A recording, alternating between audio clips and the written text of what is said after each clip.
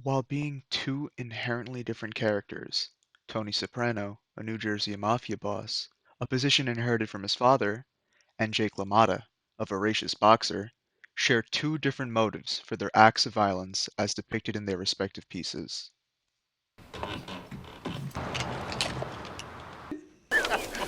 Varón.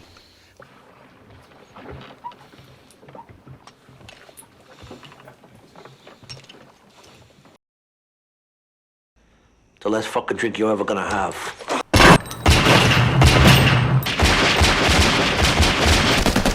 Sit.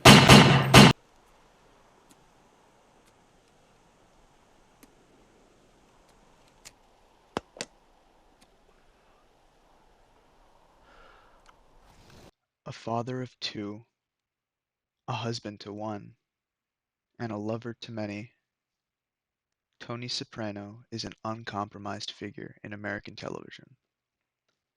Italian Americans and their relationships with one another have been portrayed on film for decades, whether it be classic gangster films like Howard Hawks' 1932 feature, Scarface, or more well-known pictures like Martin Scorsese's expansive take on gangster milieu with films like Mean Streets, Goodfellas, and The Irishman. The many protagonists have given American audiences a kind of cynical pleasure in seeing people slaughtered at the behest of crime families. In The Sopranos, Tony approaches Doctor Jennifer Melfi with the recent ailment of repeating panic attacks. Running through life with his new Prozac prescription, the mundanity of Tony Soprano's life unfolds, accompanied by regular visits with his shrink for times of reflection. His anger is rooted and enabled by the ones he surrounds himself with. And being that he is in the mafia, he and his guys live on an alternate plane of society, that which harks back to an old and more traditional way of life. It is this old and traditional notion that has ran his family before he was born with his father Johnny, and even before his father was born. They idolize this way of life because it has worked through tactics of fear and intimidation. This nostalgia is evident from their repeated references to gangster films like The Godfather. Just when I thought I was out, pull me back in. Don't shoot!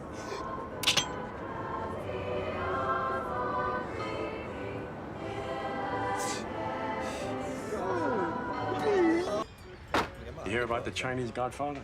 He made them an offer they couldn't understand. And in another scene, while driving his daughter Meadow to visit potential universities, Tony attempts to disguise the real happenings of his day job by saying that some of the money comes from illegal gambling. While this is another Godfather reference, it is also one of the many moments where we see how Tony's efforts to shelter his kids from the harsh reality lends to the toxic turn that their relationships will take. How does that make you feel? At least you don't keep denying it like Mom. Kids in school think it's actually kind of neat. Seen The Godfather, right? Not really. Casino we like. Movies like The Godfather depicted the archaic crime life as beautiful and magical. The warm hues bathing the characters radiated opulence, while men dressed in Italian suits sat at the right hand of their god. Such a life regarded the weak as that which should be discarded and shunned. As gathered from The Sopranos, this would include homosexuals, men who would mistreat their wives, and people unable to fulfill positions of leadership.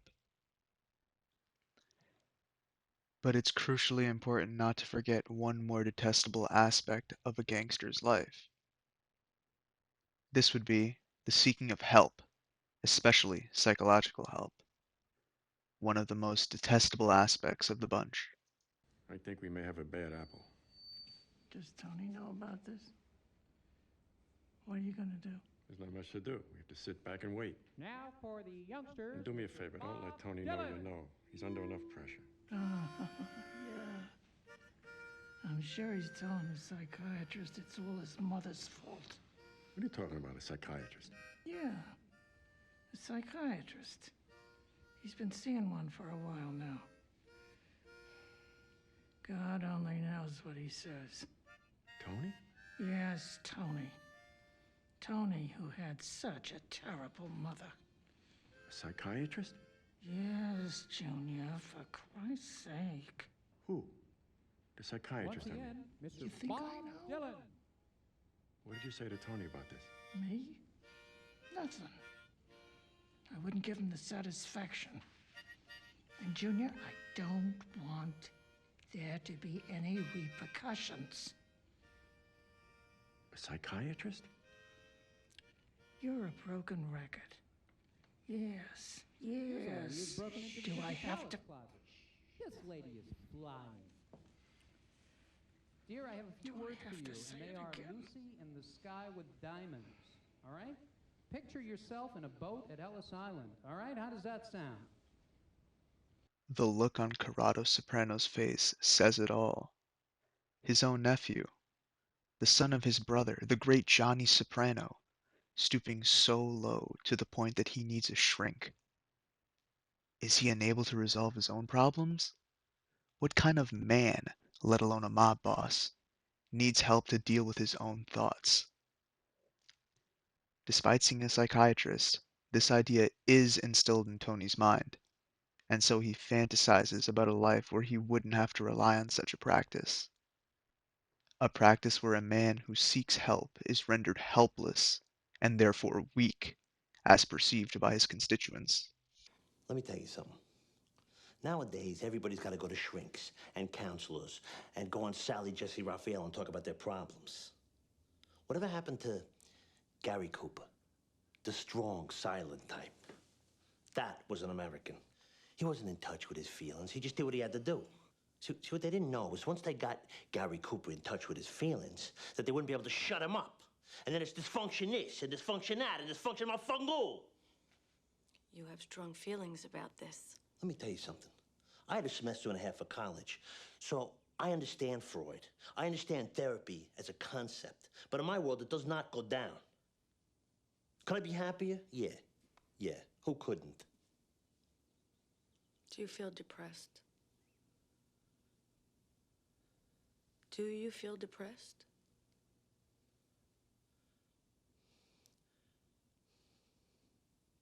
Since the Ducks left. I guess.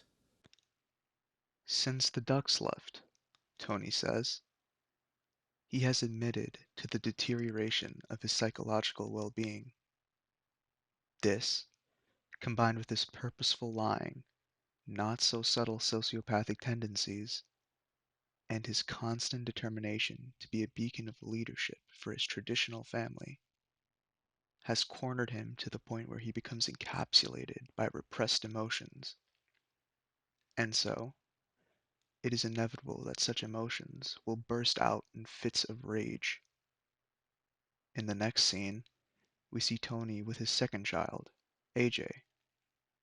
While different from the scene with Meadow, Tony has come to terms with the deteriorated relationship between him and his son. In a failed effort to protect his child from his livelihood, Tony sees that AJ has succumbed to the point of vengeful murder on Corrado for his wrongful shooting. Tony's worst nightmare has become a reality. You do nothing. Zero. A big fucking jerk off. Fuck you! I'm gonna break your fucking neck.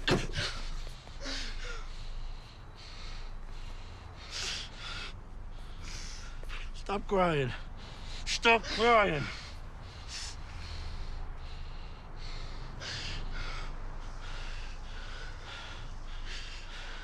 I guess your heart was in the right place, AJ. But it's wrong. Come on. What? It's not in your nature. You don't know me. You don't know anything about me. You're a nice guy. And that's a good thing, for Christ's sakes. Bullshit. I mean it. You're a good guy, and I'm very grateful. Well, you're a fucking hypocrite. Because every time we watch Godfather, when Michael Corleone shoots those guys in the restaurant, those assholes who tried to kill his dad, you sit there with your fucking bowl of ice cream and you say it's your favorite scene of all time. Jesus Christ, AJ. Man, you make me want to cry.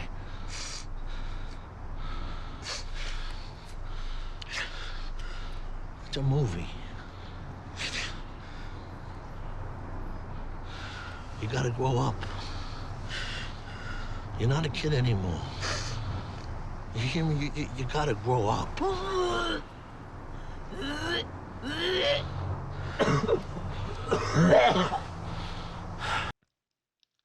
As opposed to The Sopranos, Martin Scorsese's 1980 feature, Raging Bull, shows Robert De Niro portraying the real-life boxer Jake LaMotta.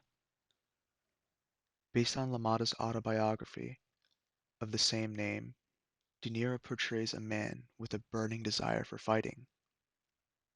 Unlike Tony Soprano, and as depicted in the film, LaMotta is not affiliated with the mafia. He does not see a psychiatrist, and at no point in the film does LaMotta verbally allude to a dwindling mental state like that of Tony Soprano's. I see LaMotta's acts of violence against his family and friends as extensions of the "raging bull" mentality. It is unclear if LaMotta has dealt with anger issues prior to becoming a professional boxer or after, but with this uncertainty in mind, LaMotta's temper is perpetuated through the sport of boxing. A confused man to begin with, the line between anger in the home and anger released in the ring becomes blurred. And it is both states, him as a rageful husband and friend, and him as a rageful fighter, that are able to sustain each other.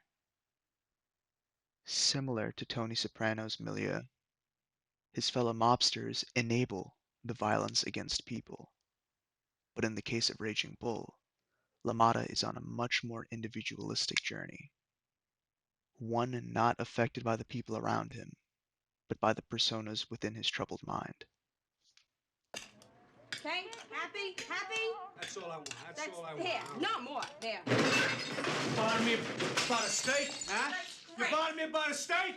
Get away! Open the door. No.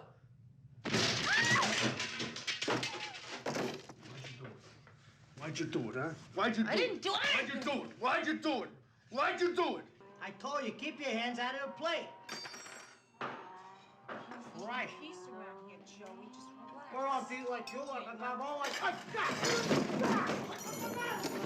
You fucked my wife, huh?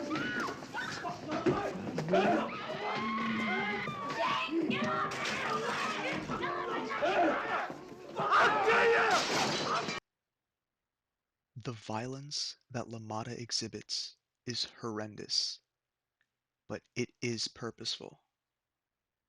Martin Scorsese had originally decided to helm the project after a near-fatal drug overdose, and so I view the film like I would a biblical parable. While LaMotta is the furthest thing from a follower of Christ, his story is that which should be learned from.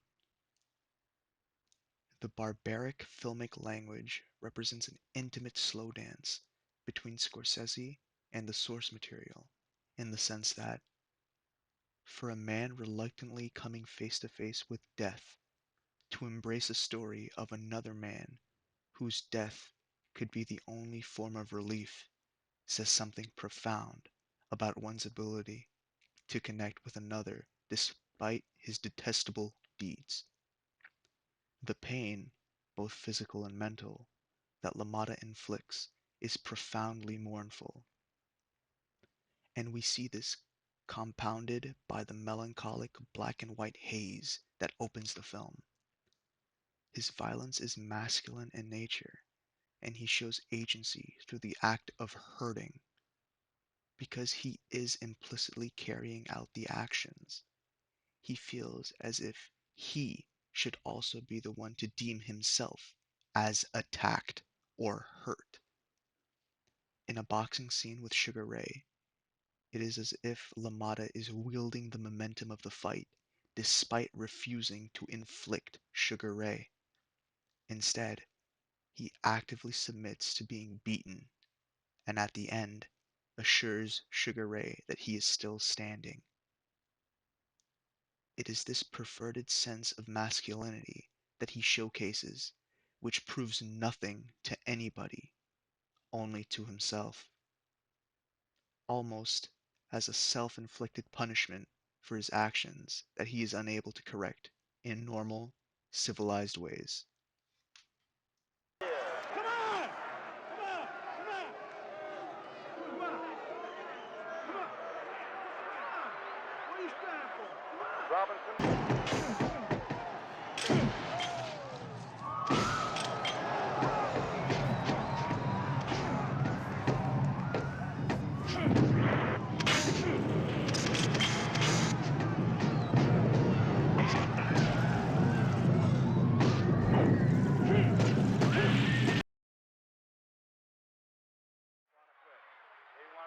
Hey, Ray. Never went down, Ray. You never got me down, Ray. You hear me? Never got me down. Yeah? See, look. See, look. And in the 13th round, the hard luck round, the championship of the world has changed hands. And there you see it, a champion gone down to defeat.